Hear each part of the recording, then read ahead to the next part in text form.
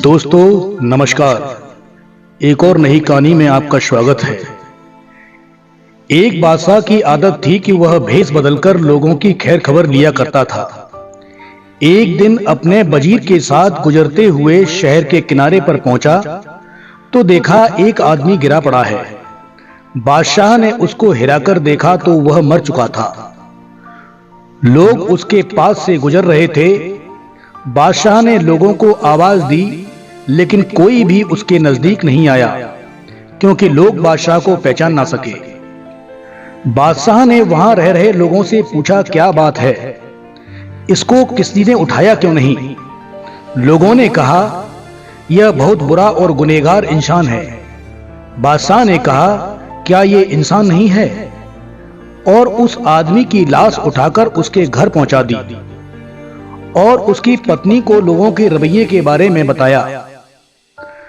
उसकी पत्नी अपने पति की लाश देखकर रोने लगी और कहने लगी, मैं गवाही देती हूं मेरा पति बहुत नेक इंसान है।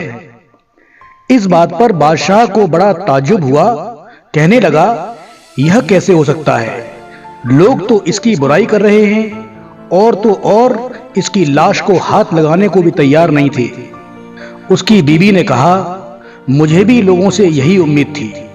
दरअसल हकीकत यह है कि मेरा पति हर रोज शहर के शराब खाने में जाता, शराब खरीदता और घर लाकर नालियों में डाल देता और कहता, चलो कुछ तो गुनाहों का बोझ इंसानों से हल्का हुआ। और रात में इसी तरह एक बुरी औरत यानी वेश्या के पास जाता और उसको एक रात की पूरी कीमत देता और कहता कि अपना दरवाजा बंद कर ले, कोई तेरे पास ना आए। घर आकर कहता, खुदा का शुक्र है आज उस औरत और नौजवानों के गुनाहों का मैंने कुछ बोझ हल्का कर दिया। लोग उसको उन जगहों पर जाता देखते थे।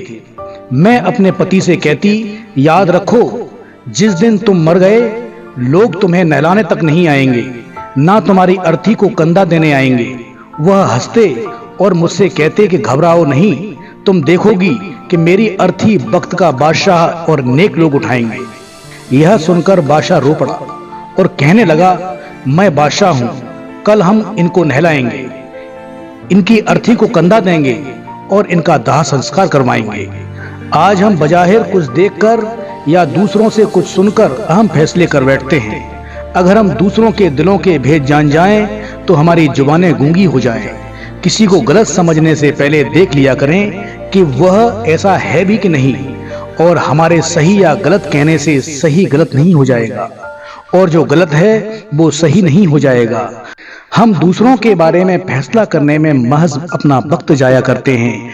बेहतर यह है कि अपना कीमती वक्त किसी की बुराई करने के बजाय अच्छी सोच के साथ परोपकार में लगाएं।